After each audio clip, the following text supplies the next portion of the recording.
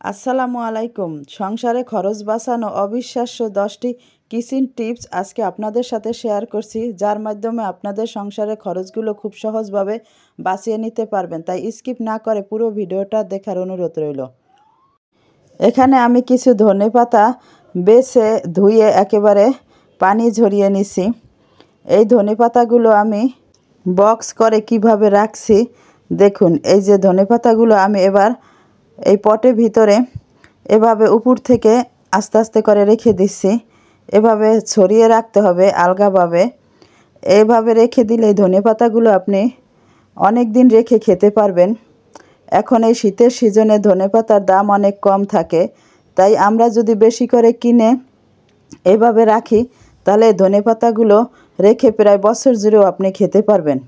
দেখা যায় অফ সিজনে ধনেপাতার অনেক দাম থাকে, তাই আমরা যদি এখন কম দামে বেশি করে ধনেপাতা রেখে এভাবে সংরক্ষণ করে রাখি তাহলে আমরা অফ সিজনে ধনেপাতাগুলো খেতে পারবো। তাহলে এভাবে আমরা আমাদের সংসার খরচগুলো বাঁচাতে পারি। এই যে আমি আপনাদের রেখে আবার দেখিয়ে দিচ্ছি। এক সপ্তাহ পরে আবার বক্সটি বের করে আমি কিভাবে এই যে দেখেন, এই যে রান্না করা তরকারিতে দিয়ে দিচ্ছি। দেখেন একদম তাজা লাগছে ধনেপাতাগুলো, দেখে মনে হচ্ছে না যে এগুলো ফ্রিজে এভাবে রেখেছিলাম। তরকারিতে দিলে এগুলোর কালারও একদম ঠিক থাকে। যেটুকু দরকার তরকারিতে দিয়ে এরপরে আবার বক্সটির সাথে সাথেই ফ্রিজে রেখে দেবেন। তাই এভাবে আপনারা এই টিপসটি ফলো করে এখন থেকে কম দামে বেশি করে ধনেপাতা কিনে এভাবে সংরক্ষণ করে রেখে দিন। সংসারে খরচ বাঁচানো প্রথম টিপসটি আশা করি আপনাদের অনেক উপকারে আসবে। সংসারে অপচয় কমানো অবিশ্বাস্য দ্বিতীয় নম্বর টিপস। এই যে এখন আদার সিজন, এখন কম দামে অনেক আদা পাওয়া যায়। এই তো আর কিছুদিন পরে রমজান শুরু হচ্ছে, রমজানেও অনেক আদার দরকার হবে, আর তখন আদারও অনেক দাম থাকবে। তাই আমরা যদি এখন একটু বেশি করে আদা কিনে রাখি, এগুলো এভাবে ভাগ ভাগ করে যদি প্রসেসিং করে রেখে দেই, দেখা যাবে যে বছর জুড়ে আমরা খেতে পারবো। তাই বেশি করে আদা কিনেও আমাদের সংসারের অপচয় আমরা কমাতে পারি। এই যে আদাগুলো আমি এভাবে ভাগ করে রেখেছি, তাই এগুলো আবার আপনি কেটে বেছে ধুয়ে ডিপ ফ্রিজিং করেও রাখতে পারেন।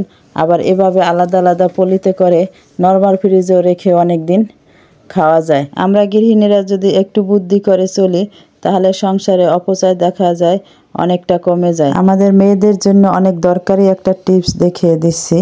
এজন্য আমি এই যে ঔষধের এই প্যাকেটটা থেকে একটুখানি গোল করে কেটে নিচ্ছি। এই যে এই হেজাব ক্লিপগুলো আমরা যখন এই যে হেজাব ওড়নায় দিতে যাই, দেখা যায় যে যখনই যেখানে লাগাই দেখা যায় যে খোলা যায় না। এর সাথে দেখা যায় সুতো উঠে আসে, এমনভাবে বেজে থাকে, টানলেও তারপর দেখা যায় যে ওড়নাগুলো ছিঁড়ে যায়। তাই এখানে যদি আমরা এরকম একটু এই যে ঔষধের প্যাকেটের একটা অংশ এরকম কেটে যদি এই যে ক্লিপের এই জায়গাটা লাগিয়ে দেই, তারপর খুব সহজভাবে এই ওড়নার সাথে ক্লিপগুলো লাগাতে পারবেন। এতে করে আর ওড়নাগুলো ছিঁড়ে যাবে না। আমাদের মেয়েদের জন্য অনেক দরকারি একটা টিপস, তাই আপনাদের দেখিয়ে দিলাম। যারা না জানেন তারা এভাবে করে এই ক্লিপগুলো ব্যবহার করবেন, এতে করে আর আপনার ওড়নাগুলো ছিঁড়ে যাবে না। এখন আমি আপনাদের সাথে শেয়ার করছি পা ফাটার জন্য একটা রেমেডি তৈরি করে। এখন শীতের সময় কম বেশি সবারই পা ফাটে, তাই আমাদের বাজার থেকে বেশি দাম দিয়ে পা ফাটার জন্য ক্রিম কিনে আনতে হয়। তাই এই রেমেডিটা দেখার পর আপনার আর ক্রিম কিনে আনা লাগবে না, বাসায় বসেই বানিয়ে নিতে পারবেন। এজন্য আমি এখানে দিলাম 1.5 চামচের মতো নারকেল তেল। এই নারকেল তেল তো আমাদের বাসায় সবারই থাকে, যে কোনো ব্র্যান্ডের হলেই হবে। আর দিচ্ছি 1 চামচের মতো গ্লিসারিন, এরপরে দিচ্ছি ভেজলিন।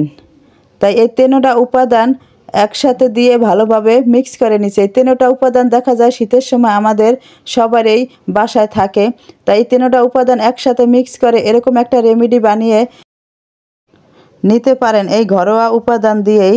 এতে করে আর আপনার বাজার থেকে কিনে আনা লাগবে না। এরকম একটা রেমেডি বানিয়ে তৈরি করে দেখবেন, সত্যিই পা ফাটার অনেক ভালো কাজ করে। আশা করি এই টিপসটিও আপনাদের অনেক কাজে আসবে। এখানে আমি আধা কেজির মতো সিম নিয়েছি। সিমগুলোর আঁশ উঠিয়ে এখন রেডি করে নিয়েছি। এখন সিমগুলো ভালো করে পরিষ্কার পানি দিয়ে ধুয়ে নেব। এই সিমগুলো আমি সংরক্ষণ করে রেখে দেব। এখন এই সিজনে সিম পাওয়া যায় কম দামে, তাই এভাবে বেশি করে সিম কিনে আপনারা সংরক্ষণ করে রেখে দিতে পারেন। তাই পুরো ভিডিওটা দেখতে থাকুন। এই যে সিমগুলো আমি একেবারে ধুয়ে সুন্দর পানি ঝরিয়ে নিলাম। এখন আমি একটা পাতিলে পানি গরম করে নিয়েছি। যখন পানিটা ফুটে উঠেছে তখন 1 চামচের মতো চিনি দিয়েছি সিমের কালারটা ঠিক রাখার জন্য। চিনি দিয়ে একটা বলক আসা পর্যন্ত অপেক্ষা করতে হবে। 1 থেকে 2 মিনিটের মধ্যে বলক এসে পড়বে। এরপরে চুলাটা অফ করে দিলাম। অফ করে দেওয়ার সাথে সাথেই আবার আমি সিম নামিয়ে এভাবে করে কলের পানি ছেড়ে দিছি, যাতে সিমগুলো পুরোপুরি সিদ্ধ না হয়ে যায়। এদিকে খেয়াল রাখবেন সিমগুলো যেন সিদ্ধ না হতে পারে। এরপরে আমি এই সিমগুলো আরও ঠান্ডা করার জন্য ঠান্ডা পানিতে ভিজিয়ে দিলাম।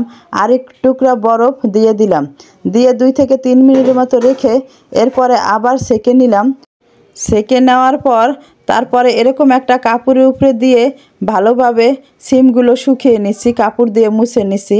মুছে নেওয়ার পরে এরপর আমি এরকম একটা বক্স করে প্রথমে টিস্যু দিয়ে এর উপরে সিমগুলো সুন্দর ভালোভাবে উপর থেকে সাজিয়ে সিমগুলো গুছিয়ে রেখে দিচ্ছি। এরপরে আবার উপরে একটা টিস্যু দিয়ে দিলাম।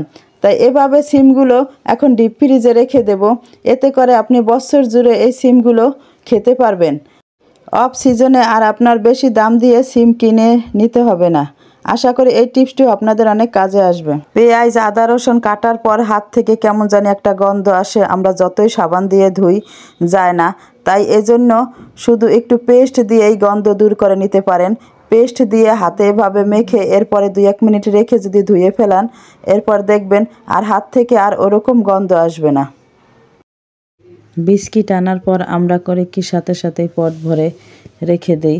তাই বিস্কিটগুলো দেখা যায় বারবার পটের মুখ খোলার পরে এতে করে কি বিস্কিটগুলো নরম হয়ে যায়।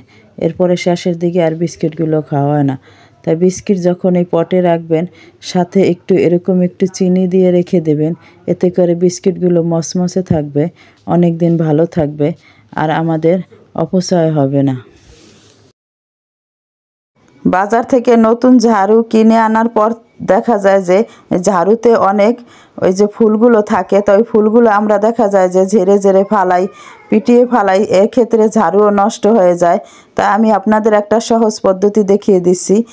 ঝাড়ুর উপরে আমি একটু ট্যালকাম পাউডার দিয়ে দিচ্ছি। এরপর চিরুনি দিয়ে এভাবে ব্রাশ করে নিচ্ছি। এতে করে কি ওই ফুলগুলো তাড়াতাড়ি পড়ে যাবে আর ঝাড়ুটাও ভালো থাকবে।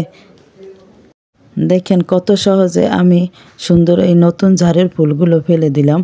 এভাবে করে ঝাড়ু আনলে এরকম করে নেবেন, ওইভাবে ফালানো হয়। এতে করে ঝাড়ু নষ্ট হয়ে যায়, বেশি দিন টিকে না।